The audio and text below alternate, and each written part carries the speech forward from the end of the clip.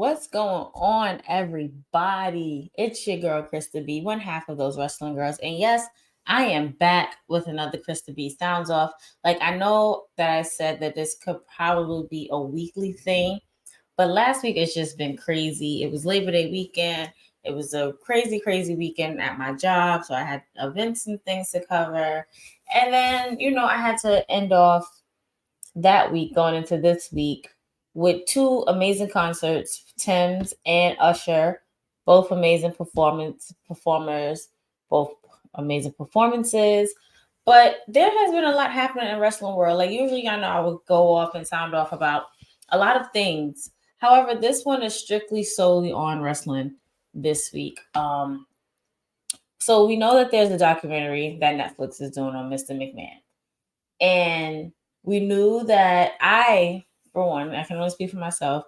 I knew that I was going to be a little bit nervous, going into watching this documentary because, yes, we all know Mr. McMahon to be a not so nice person in a sense, or we know him to be like a monster, or like his screws ain't tightened all the way. We know him to do some really crazy, crazy, outlandish things. And it all hit, I think, everybody's assumptions about Mr. McMahon and what he would consider as creativity kind of just hit once he got hit with that lawsuit for, I want to say the second or third time, like this lawsuit that came out and he got hit with all those accusations was really crazy. But earlier this week, or last week rather, Netflix releases the trailer to the documentary, Mr. McMahon. And for those of you who haven't seen it, here it is. We're going to watch it together, and then we're going to talk about it. So enjoy. People have wondered who I really am. The portrayal of me, I'm a bad guy. But no one really knows me. In the world of professional wrestling, Vince McMahon. he's easy to hate. What you expect, I don't fight fair. that's exactly what you're going to get. It's not my fault that I happen to be a self-made billionaire. Hello, everyone. Welcome to All American Wrestling. When I bought my dad's business, my vision was to make this mainstream. Welcome to WrestleMania. Vince created this huge empire. Billion-dollar entertainment juggernaut. He did things no one thought were possible. Everything he did turned to gold.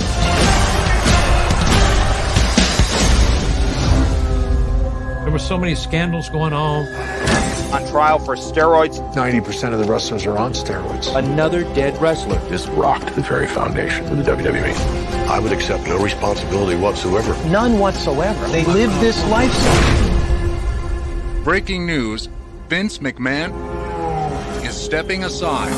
The lawsuit accusing him of countless depraved and humiliating acts. I didn't think the lawsuit could shock me, and I was floored.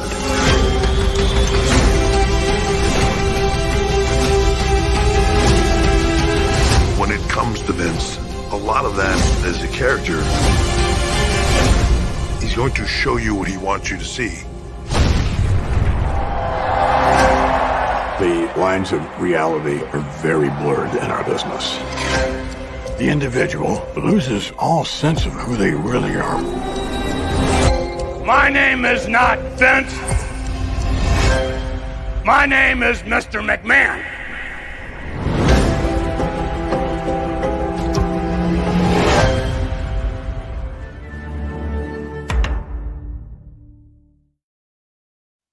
Now, I don't know about y'all, but now I'm really going to be glued to my seat watching this documentary, because for it to also include when he has to step aside, essentially sold everything and is no longer a part of WWE, the same corporation that he bought off of his father back in the 80s to make it what we know it to be today. To make it first the World Wrestling Federation, for it to be changed to World Wrestling Entertainment, for it to bring us some of our favorite pay-per-views, WrestleMania, SummerSlam, Survivor Series, Royal Rumble, Backlash, and Bad Blood, all these different people, these different wrestlers. Sorry, I'm going to be ashamed to say this out loud, but in the 80s, that golden era, we had the likes of Andre the Giant, you know, Hulk Hogan. Hulk Hogan was WWF, which I have to admit, you know, it is what it is. We had Roddy Piper. You know, we had the Rock and Roll Express. We had Gorilla Monsoon, Brian Heenan, Jimmy Hart, who you've seen. It's just so many people. And then as the times change, there were some hits and there were some misses. A hit, of course, is the Attitude Era, which brought us people like Stone Cold Steve Austin. We had The Rock, Triple H, D-Generation X. You know, we had Sable. We had the term coined puppies. We had so much, and this was out of the mind of Vince McMahon. Now, also in the documentary, there was also a lot of scandal. Way back when, superstar Billy Graham sued Vince McMahon because of the steroid use. And at that time, we all know that those wrestlers were not working out all the time. They were definitely on the juice, as they would say in wrestling world. Vince was on the juice. So it's just like, yeah. So we had that court case. I remember if you watched that documentary, Hulk Hogan was a part of that case because this is around the time Hulk Hogan had went to WCW. Nobody thought that Hulk Hogan was going to, you know, go against Vince or whatever. But at the end of it, the case ended up the verdict was in Vince McMahon's favor. They've touched on the deaths of these wrestlers. And they showed the death of, I feel like 2007 was literally that turning point when it came down to steroid use, when it came down to, you know, no more chair shots to the head, because we all know what Mr. I don't want to say his full name, but what that disgraced wrestler did. And autopsy reports show that he suffered from CTE. He suffered from, you know, multiple concussions and not getting it checked out. And, you know, but Vince loved the realness and the rawness and the consequences that came with the wrestling. Like, he loved the chair shots to the head, the blood, the tears, everything. So I'm really excited to see what this documentary is really going to have in store. Shout out to David Shoemaker, who I saw in the documentary. That lawsuit definitely floored me too. I'm just like, when it first came out, let me be very honest with you. When it first came out that Vince was hit with a lawsuit, sexual allegations, sexual assault, or whatever have you, I'm just like, okay, another one. Like, this is not the first time that Vince has been hit with a lawsuit, and probably won't be the last. But when I actually sat there and read that lawsuit, read them pages and the acts that were displayed or described in between them pages, I was disgusted to the third, fourth, fifth degree. Like, some of the stuff that was just in it was literally something that you would see on Law and Order, which I'm probably sure it will probably happen. So I won't be surprised. But I was just disgusted. Like, you as a human being could sit here and do the things that you have been accused of doing to another human being and living with yourself is so disgusting. Like, I get people have their kinks when it comes to sexual activities. But for someone to sit and pass a woman around and then to also defecate on this said woman, said victim, and you go, after you get your rocks off, you go, you take your shower, you relax, and you are allowing her, or you're not allowing her to take a shower and clean herself off, but you are still making her perform these sexual acts on the different men that you brought to her while she's covered in your feces. You are a sick fuck, okay? You are a sick fuck who needs to be put under the jail if you are found guilty, because that is just disgusting. You have daughters and granddaughters. You have a daughter and 3 granddaughters. And you would not want any man. Well, you know what? I don't know if you would want any man to treat your daughter or granddaughters like that, because there's some things that you have done within WWE pertaining to your own daughter that you thought it was okay and it was funny for entertainment purposes. Like, you promoted date rape. You know, you came with the idea of you having an illegitimate child with your daughter, and when she'll show up pregnant while she's carrying your actual granddaughter. Like he said in that documentary, the lines between reality and wrestling are blurred. And at this point, gouge your eyes out. You don't see shit, because that's just so sick and disgusting. But I am excited about watching this documentary that comes on Netflix September 25th. I know we probably will be watching this together as a family. So I want y'all to know, I want y'all to let me know, what are you most excited for about this documentary? And what parts do you think are going to shock you when it comes down to Mr. McMahon? So let me know in the comments, and we will definitely talk about it afterwards. So stay tuned to the social medias. We'll talk about it afterwards. Now it is time to switch gears.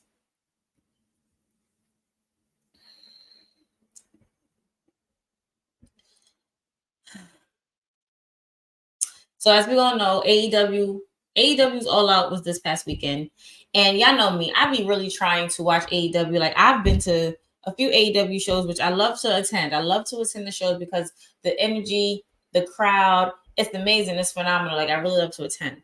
So when I'm not attending, or if I can't be able to attend, I just try to watch it. So not last night, depending on when this comes out.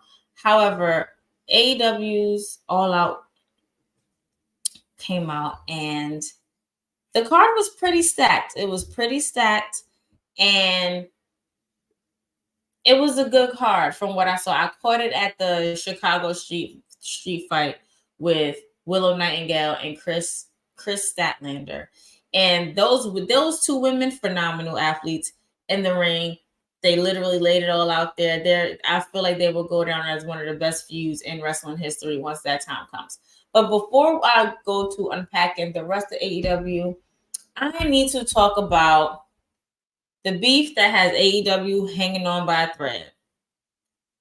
Hangman and Swerve's feud gets spicy. So now, as you've seen up here before, Swerve and Hangman has had a few matches, crazy matches, banger of matches.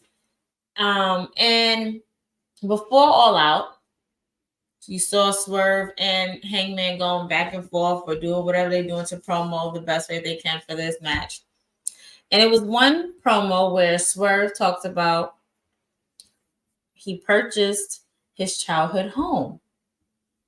Now, that's great. That's amazing. That's an amazing accomplishment. Like, you want to keep something from your family within the family so you can start build on that as well. However, Hangman was like, you're not gonna ride to the sunset with you're not gonna ride up in the sunset with this one. So my good old guy Hangman decides he wants to set that house ablaze.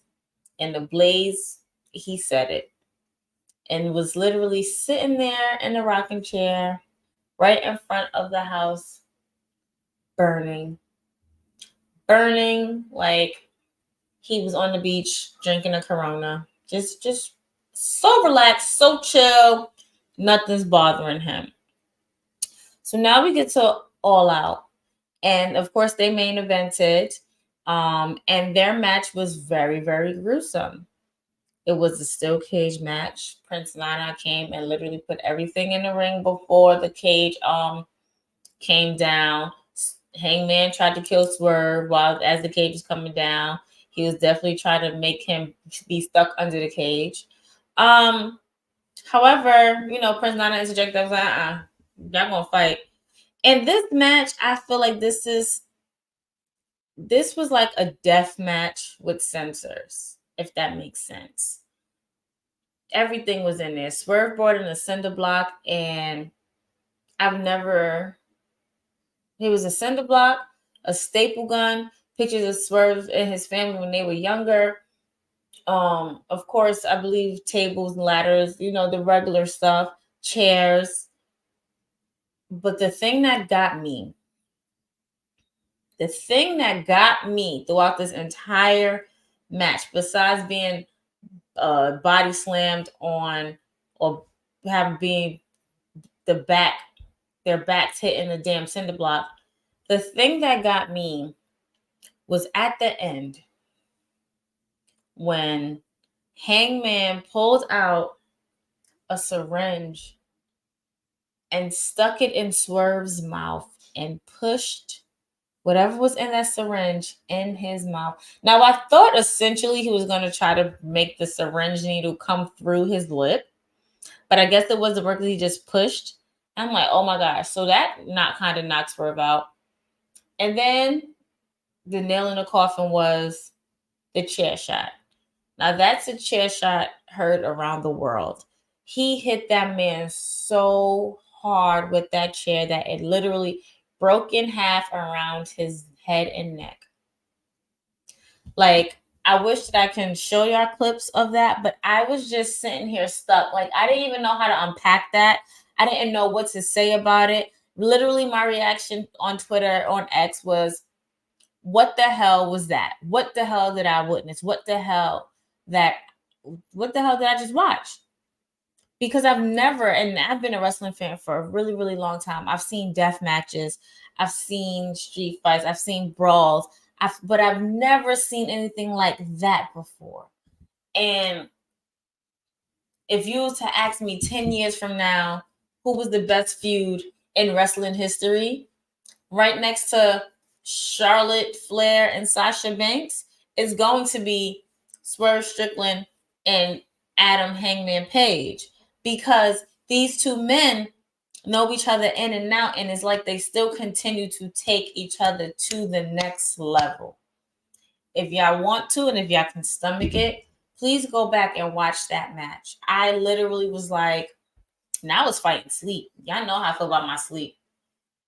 I was fighting sleep trying to watching this match, and I'm just like, yo, what the hell did I just watch? Like, I don't think that, I feel like in that moment of me watching it, I felt like I was watching The Rock and Mankind's match, I Quit match. When y'all, and 1999 I Quit match. And y'all know that match, I still cannot watch that to this very day. And I'm sitting here all in my 30s. Cannot watch that. So for me to sit and watch that match, and my 9-year-old self is yelling at me and screaming and kicking and everything to me, oh my gosh. I just don't know what else to say about that match. I really do hope that Swerve is okay. Like, I get that wrestling is entertainment purposes, and they're really going to push the envelope, and they're going to do things and push buttons and have us talking about it, and have us, reeling and figuring out if it's real or kayfabe or whatever. But I really do hope that Swerve and Hangman, because Hangman started screaming at the end of the match, like he did some type of screaming type situation at the end of that match when he was up the ramp and he was about to start walking back, like he wasn't done. But I really do hope that they're okay. Like, they pushed each other to limits, and it's just like once they meet again for the 5th time, what's going to happen? Like, how are they going to raise that bar? Because that bar is risen. That bar is already near Jesus, okay? Like, how are they? I don't think they can raise it anything past Jesus. And yeah, I don't know. Excuse me. I just don't know what they can come up with next. I don't know what they can do with it next. But yeah, so now let's go unpacking the rest of AEW. I should have made this a picture. I'm sorry. So we have a few matches. Ospreay and Pac, great match. Ospreay retained. Then he got into a little scuffle beef with Ricochet in the back, which I was like, ooh.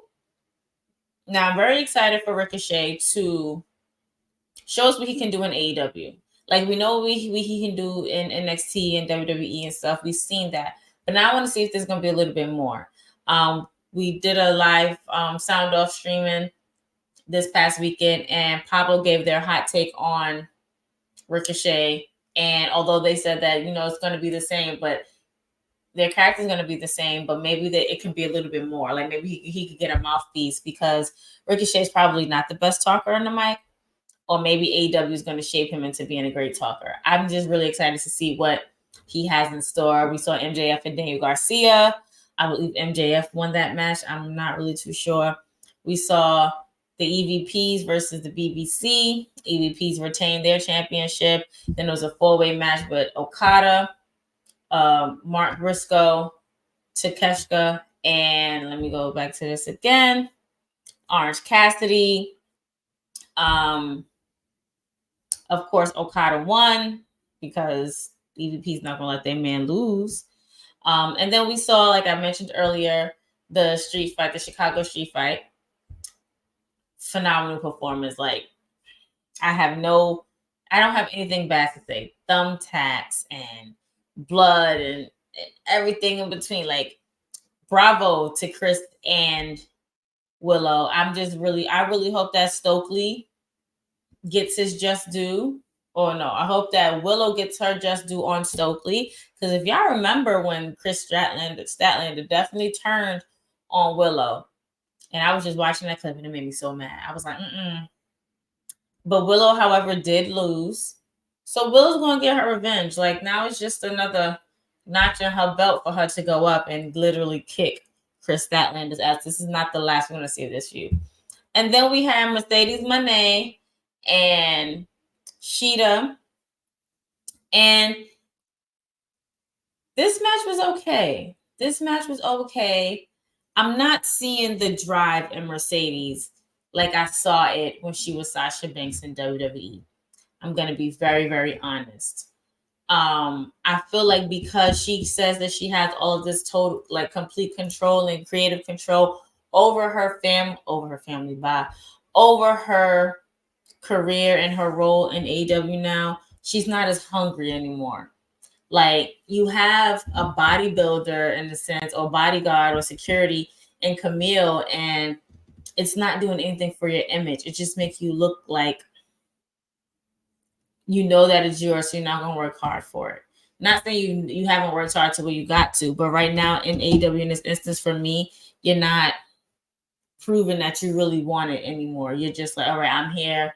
I'm ready to know I'm getting a check, so I'm just going to go out and perform. I feel like you, Mercedes, and I love you, and please take this as constructive criticism if you ever see this, that you don't need Camilla in your corner. You're the CEO, you're the boss, you have the money. You call the shots, you do all of that. I do feel like I want to see that drive that you had when you were Sasha Banks. That drive, that grit, that fierceness that you had when you was fighting Charlotte Flair, when you was fighting Becky Lynch, even when you fought Bayley. Like, I need you to go dig deep and go into that. You won your match without Camille by your side, but I don't think that's gonna last long. You and Camille are definitely gonna butt heads, and y'all gonna be facing each other very soon because that's inevitable in wrestling. The manager always turns, or gets fed up or something like that, or vice versa. The employee, the one who's being secured, turns or whatever. But I really want more from you. And then we're gonna talk about Bryan Danielson and the scapegoat Jack Perry. Now, this was a good match. Bryan Danielson, we know he's not done with wrestling. He retained his championship, and then Luchasaurus and Christian and all them other people come out. And then you got BBC come out, and that sounded so crazy. Jesus Christ. Black something combat. I don't know. Y'all know, bear with me. And John Moxley is there, and Claudio comes out, and Pac and Yuta. And then next thing you know, Claudio turns on Bryan. Moxley puts a paper bag over his head in the attempt of suffocating him. Marina's in the ring for whatever reason she's there for. And Pac is holding back Yuta to stop him from getting towards Bryan. I'm not understanding how we got here. I'm not understanding why we had to take this route to get here, but I really just needed to be better. Like I get it. If Moxley's gonna be the one to retire Bryan Danielson, cool. But attempted murder in the ring, and for AEW to put out that they would not be previewing this clip or showing this clip because they don't condone that, but y'all condone arson and whatever Hangman did and to Swerve in that match.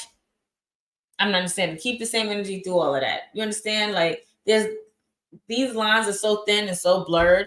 Like God forbid Bryan Danielson really stopped breathing on that ring mat in Chicago, knowing that his 2 kids and his wife was just in London at All In, watching him wrestle for that championship belt and beat Swerve for it. Imagine that was his last match. Now, Moxley would have got arrested for murder, although it's supposed to have been a gimmick or a shtick to elevate the next spot of their feud or their new feud. Like, I don't know what TK be doing. I don't know what Tony Khan be doing over there, but you got to get better with the creative because that's not cool whatsoever. Everybody was disgusted. And I love John Moxley. I love some Dean Ambrose. Like, I honestly felt like it was the takeover again where Bryan Danielson, or at that point, Daniel Bryan and the Shield was in the ring and the Yes Movement occupied the ring. That's what it felt like when Moxley and the rest of the BBC was there and supporting Bryan Danielson. And then that happens. Like, that's not cool. I would have never agreed if I was a creative or a person back there. I would have never agreed to having an attempted murder take place. Now, don't get me wrong. Attempted murders take place all the time on wrestling because you just never know. Accidents can happen. But an intentional attempted murder is where you have to draw the line because what if he really would have died? I'm just really confused. Somebody please answer that for me. What if we really would have witnessed a murder at All Out in Chicago? It's just, I don't know what TK plan is or what he's doing, but he needs to shape it up. He really, really needs to shape it up because that was not cool whatsoever. If I had to rate this card or this match or this pay-per-view out of 10, I would definitely give it a 7.5 out of 10. Absolutely. And I said what I said. Y'all can come for me in the comments or whatever, but I said what I said. This week on wrestling, here's my wrestling expectations for this week. Bret the Hitman Hart. We got the Women's Tag Team Championships. And I really want to know, which is probably going to be super obvious, of who's going to be on Team Zelina and Lyra when they go against the Pure... I hate this fucking name. I hate this name. The Pure Fusion Collective. I hate this damn name. I don't know what PFC means. Anywho, being that we're going to be in Calgary, Alberta, Canada, it was only right for Bret Hart to show. For the Hall of Famer and a Canadian and the Calgary, Alberta native to show. And with that being said, we all know probably Natty's going to be the one who's going to join with Zelina and Lyra. Because I don't think Becky Lynch is coming back anytime soon. And it just makes sense for it to be none other but Natty. Because, again, you're in her hometown. Also, this week, SmackDown's coming to USA officially. September 13th at 8 p.m. Everybody will be tuning into SmackDown on the USA Network. We definitely closed the door in chapter 2, it being on Fox. Fun fact, Queen PR and I were there for the first women's match on the Fox Network, which was the 4 Horsewomen versus 4 Horsewomen. So it was Charlotte and Becky versus Sasha and Bayley. And it was a phenomenal match. And then the last women's match that was pointed out to me, I believe it was Michin and... Was it Michin and Nia? It was somebody. I can't remember what the tweet was. But my point is that WWE and SmackDown on Fox started off strong and now it's ending strong. So now here's the ride to SmackDown, and I'm sorry, to USA, and I cannot wait because Sling be fucking up. Like, my channels is all messed up. I'm getting channels, local channels from Atlanta and Houston and Washington, and give me New York. I'm in New York. And then soon NXT will be moving to the CW. So that's another thing I have to figure out. How I'm gonna watch the CW. Sling ain't got the CW. But we'll figure it out when it gets there. Thank you all for tuning in to another Krista B Sounds Off. Please make sure you subscribe. This will be exclusively on Patreon. So please make sure you subscribe to our Patreon. It's only $1. We have a lot of exclusive content up there. And I think that you should definitely subscribe because I have a special announcement that will only be exclusively on Patreon. It is dealing, I'm not even going to tell you what it's dealing with or what it's pertaining to. You're just going to have to subscribe to our Patreon. Please make sure you subscribe to our YouTube page. Please make sure you subscribe to our Twitch. Everywhere those wrestling girls can be found. Please make sure you follow my better half, my co-host, Queen PR. That's Queen3_PR on all social media platforms. As I am Miss_Krista B_ on Instagram. That's MS_KRISTAB_ and on Twitter, MS_KRISTAB. On that note, it's your girl Krista B with another sound off, and I'm out of here until next time. Bye.